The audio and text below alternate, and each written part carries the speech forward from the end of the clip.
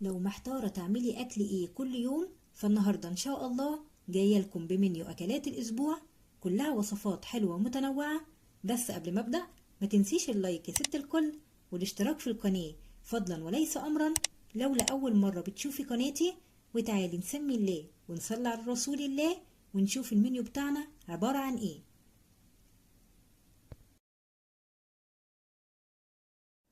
الوصفة الأولى معايا أكلة حلوة قوي، هقولك على كل أسرار السمك المقلي علشان يطلع معاكي مقرمش من بره وطري من جوه، وكمان ما يشربش زيت واحنا بنقليه.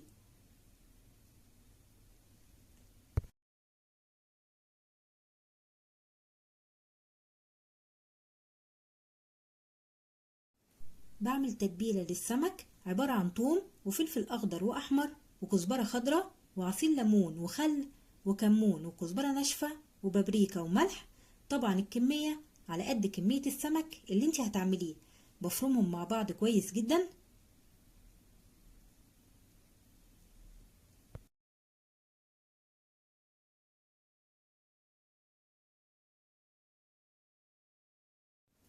وبتبل السمك بالتتبيلة الحلوة دي من بره ومن جوه. بعد ما السمك نضفته كويس جدا وبسيبه على جنب شوية علشان يشرب من طعم التتبيلة.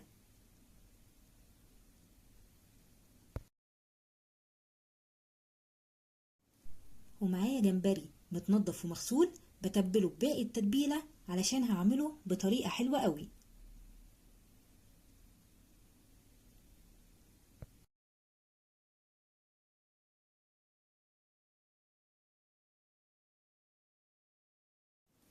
وبغلف السمك كويس جدا بالدقيق اللي انا ضفت عليه معلقتين كبار من النشا ومعلقة صغيرة من البابريكا والكاري. اهم حاجة تنفضي منه الدقيق الزيادة قبل ما تقليه.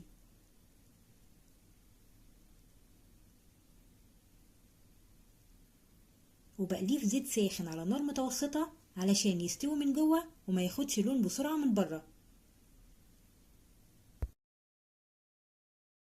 وفي طاسة كبيرة على النار فيها مكعب زبدة بضيف الجمبري المتبل، ومش بقلبه غير لما يغير لونه الأول من تحت.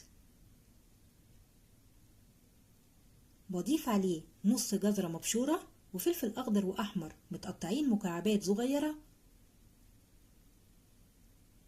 مع كوباية مية علشان عايزة الجمبري ينزل شوية شوربة حلوين. وبسيبه على النار لمدة 5 دقايق. الجمبري مش بياخد وقت خالص في التسوية.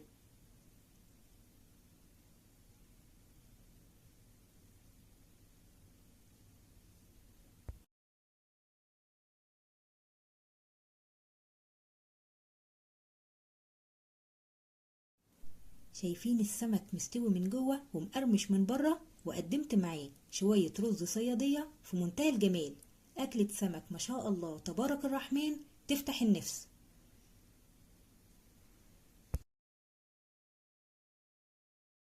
الوصفة اللي معايا بعد كده طريقة جديدة لعمل الجلاش المصري باللحمة المفرومة، بألذ وأسهل طريقة.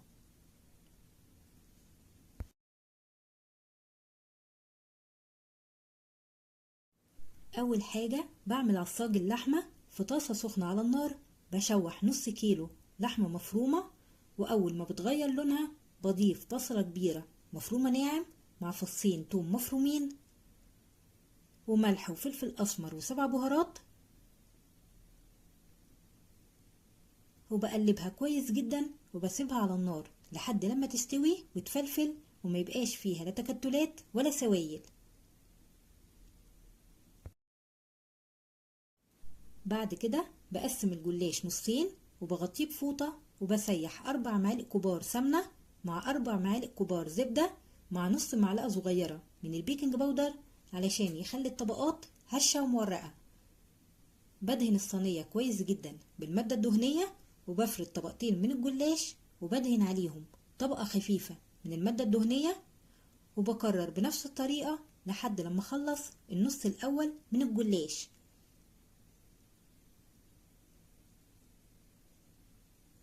ما بين كل طبقتين جلاش بدهن طبقة خفيفة من المادة الدهنية.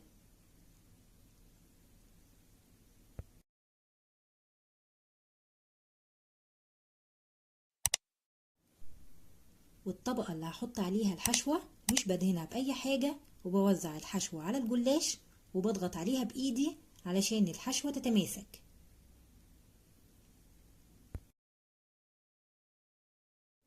وبفرد باقي طبقات الجلاش اللي انا عملته تحت بعمله فوق.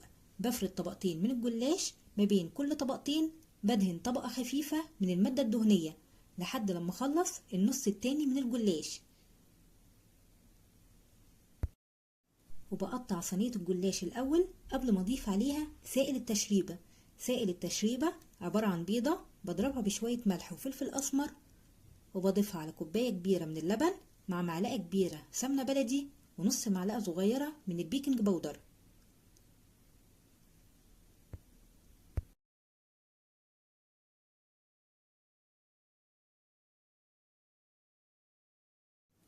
وبسقي بيها صينية الجلاش، وبتدخل فرن ساخن على حرارة 180 لحد لما الجلاش يستوي ويحمر.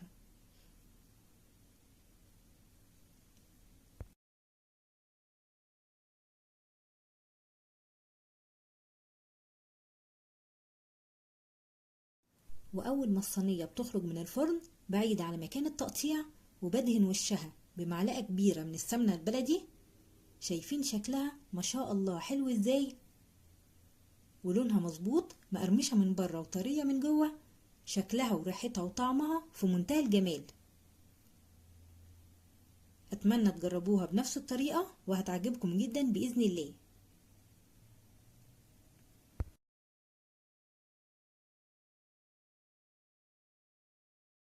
الوصفة اللي معايا بعد كده أكلة سهلة وبسيطة للفطار أو العشاء أو الغدا، ما بتقولش لأ في أي وقت، وبتتعمل في ثواني. في طاسة على النار فيها معلقة كبيرة زيت ومعلقة كبيرة سمنة. بشوح بصلة كبيرة مفرومة ناعم لحد لما تدبل. بضيف عليها بطاطسية متقطعة مكعبات صغيرة، بشوحهم مع بعض مع رشة بابريكا، وبغطي عليها وبسيبها لحد لما البطاطس تستوي. بضيف بعد كده فلفل ألوان وطماطميتين متقطعين صغير مع رشة ملح وفلفل أسمر ومعلقة كبيرة صلصة طماطم وشوية مية مغلية، وبغطيها وبسيبها لحد لما تتسبك والخليط يشرب من بعضه لمدة 5 دقايق. ياريت اللي وصل معايا لحد هنا ما ينساش يحط اللايك علشان هو اللي بيرفع معايا الفيديو، ويشترك في القناة فضلا وليس أمرا علشان القناة تكبر بيكم بإذن الله.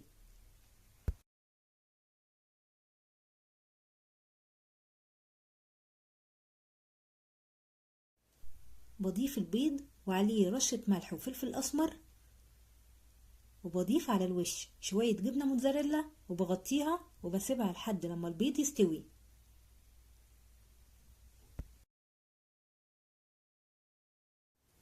أحلى شوية شكشوكة ممكن تعملوها، ريحتها وطعمها وشكلها رهيب بجد.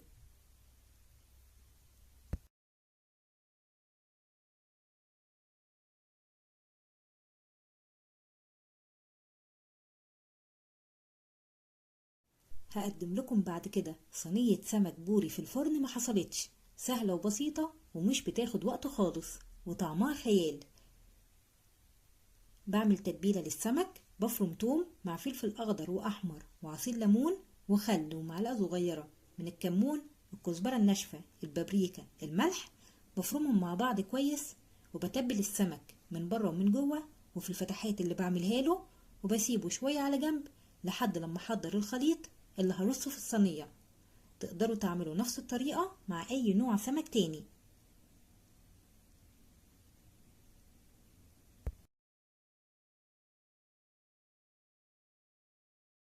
وبعمل للسمك خلطة حلوة قوي، عبارة عن بصل وطماطم وفلفل أخضر وأحمر ونص حزمة بقدونس مفروم، وبضيف عليهم باقي التتبيلة وبخلطهم مع بعض، وبحشي السمك بالخلطة الحلوة ديت.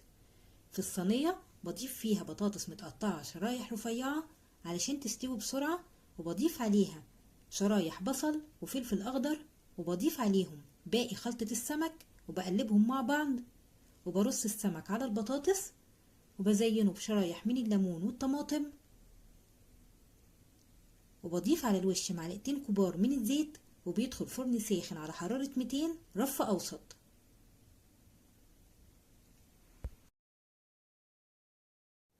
وهقدم معاه رز ابيض في حلة على النار. بشوح الرز في المادة الدهنية كويس جدا، وبضيف الملح ومقدار المية، وكل كوباية رز مصري بتاخد قصادها كوباية مية، وبسيب الرز على نار عالية لحد لما يشرب المية، وبعدين بهدي النار وبسيبه يستوي براحته على نار هادية.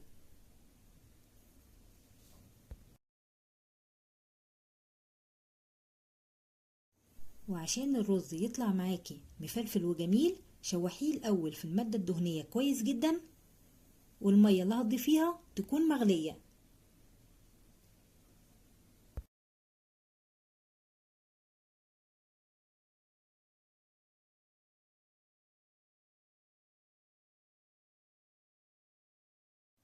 شوفولي الجمال والحلاوة، أحلى صينية سمك ممكن تعمليها، رهيبة بجد، سهلة وبسيطة ومخدتش وقت خالص، وطعمها في منتهى الجمال.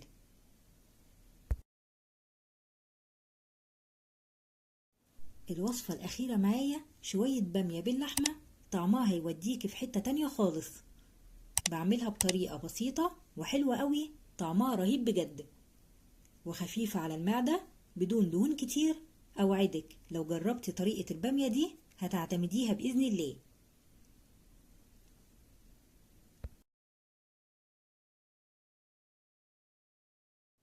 في حلة على النار فيها معلقتين كبار زيت ومعلقتين كبار سمنة بلدي. بشوح بصلة كبيرة مفرومة ناعم لحد لما تاخد لون ذهبي.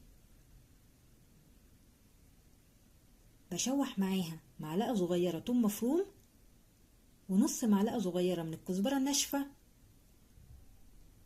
وأول ما ريحة التوم بتظهر بضيف اللحمة المسلوقة وبديها تشويحة مع البصل والتوم.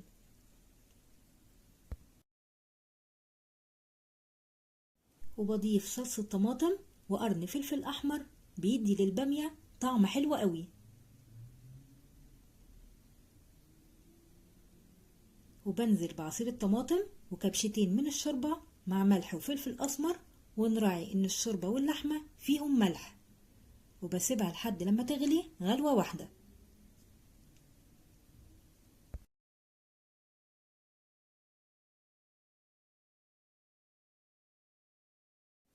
بضيف بعد كده البامية وبسيبها لحد لما تستوي، وبقدمها مع رز أبيض بالشعرية.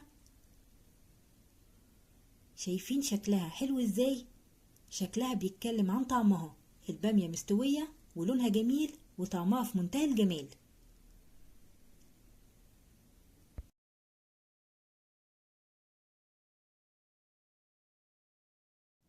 وبكده يكون المنيو بتاعنا انتهى. بتمنى يكون عجبكم ونال رضاكم، وما تنسوش اللايك يا احلى اخوات في الدنيا، واشوفكم على خير في فيديو جديد، والسلام عليكم ورحمة الله وبركاته.